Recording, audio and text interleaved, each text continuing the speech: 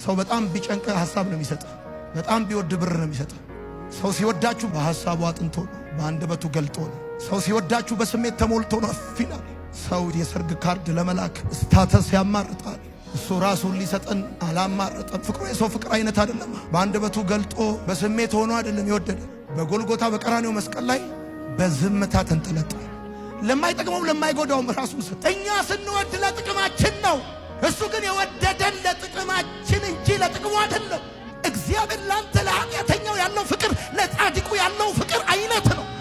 ላንተ ለድሃው ያለው ፍቅር ለሀብታሙ ያለው አይነት ፍቅር ነው። ሰው ለድሃና ለሀብታም አይነት ፍቅር የለውም። ጌታ ግን ሌላ አይነት ፍቅር ለሌሎች ሰዎች የለውም። ላንተ ያለው አይነት ፍቅር ነው ለማንም ያለው። ጻድቅ ናቸው ብለህ ለምትላቸው ሰዎች ያለው አይነት ፍቅር ነው ላንተ ለኃጢአተኛው ያለው።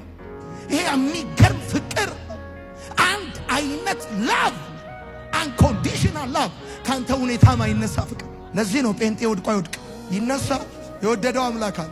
ጌታ እንደሚወደው እንዲሰማው ለምትፈልጉ ሰው ላኩለት።